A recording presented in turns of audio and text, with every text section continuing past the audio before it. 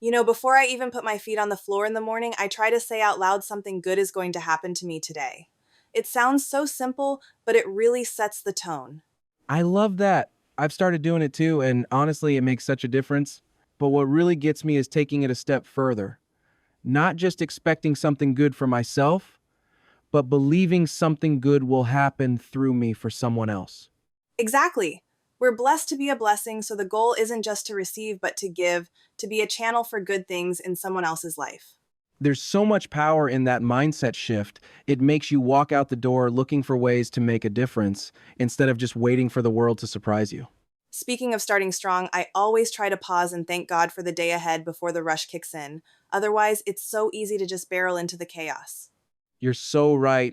And honestly, gratitude just resets everything. Even on days when you wake up on the wrong side of the bed, taking a moment to be thankful can turn it around.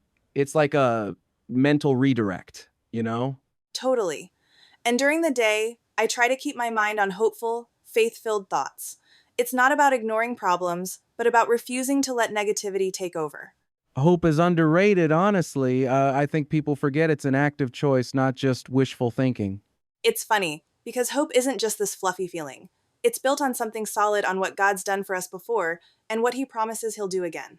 Oh, that's so true. I mean, Jeremiah said God's plans are to give us a future and a hope. It's not about denying reality, but about anchoring yourself to something bigger than circumstances. And having that anchor keeps you steady no matter what storms hit. I've honestly faced some rough seasons, and hope was the thing that kept me from sinking when everything else looked bleak. That actually reminds me so many people get stuck replaying old mistakes, beating themselves up over what they can't change. I know that cycle all too well. It's like swimming in sludge, exhausting and pointless. The truth is, God isn't shocked by our past. He's way more interested in our future. Right? If Moses could go from murderer to leader, there's hope for anybody. It's about daring to try again, to love again, to believe again.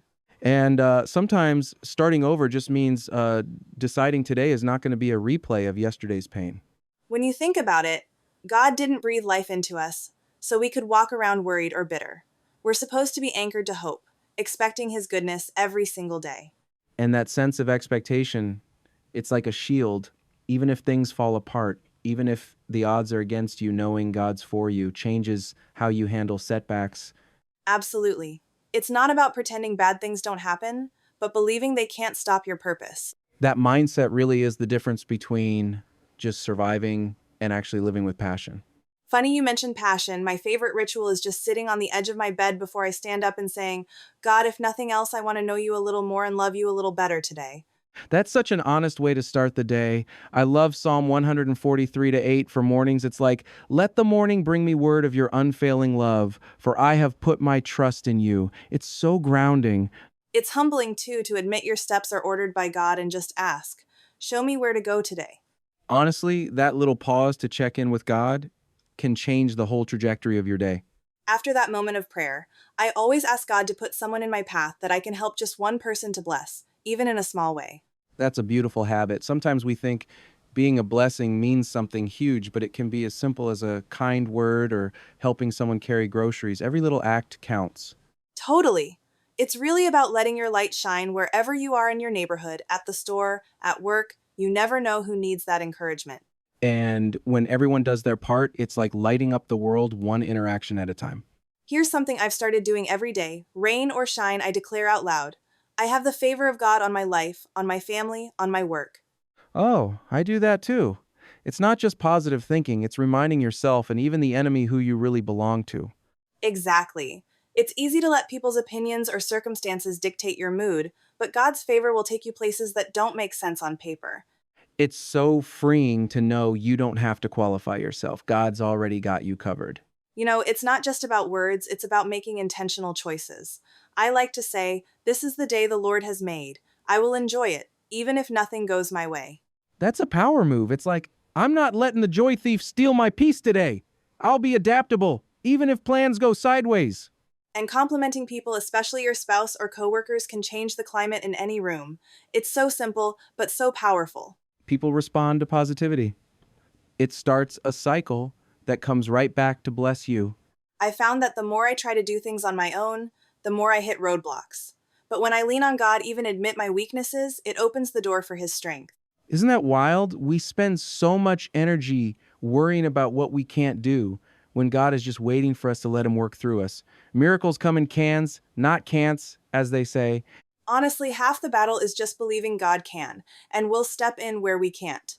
That's the faith piece that changes everything, just showing up with expectation and surrender.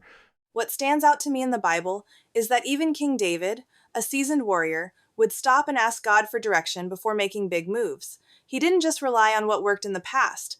Exactly, he'd inquire, should I go to battle, God? Are you with me? That humility and dependency are huge. It's easy to rush in thinking we've got it all figured out. And sometimes, when things don't work out, maybe it's because we didn't pause long enough to listen for God's guidance. Learning to ask first instead of asking for help after the fact can save so much heartache. That brings up trust. It's so tempting to try to fix everything ourselves, lose sleep, overthink, chase advice from everyone but God. I've been there. I used to think if I just worried enough, I could control the outcome. Turns out, trust means letting go even without all the answers. And sometimes, the things that seem worst in the moment turn out to be blessings later. It's wild how perspective changes over time.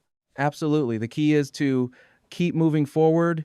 Trusting God is working for your good even when you can't see it yet.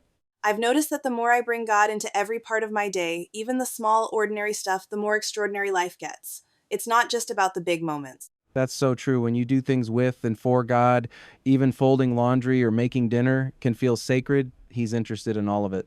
And when you believe He's with you, suddenly you're open to miracles, open to new dreams, even if you've messed up 1,000 times before.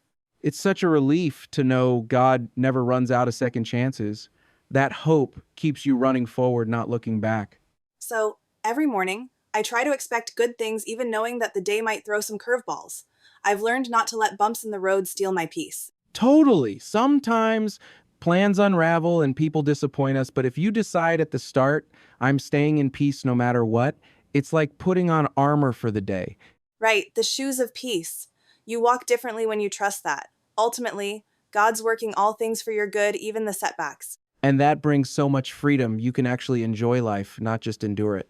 You know, so many of us spend life trying to figure out every why, but trust means surrendering the need to have it all explained.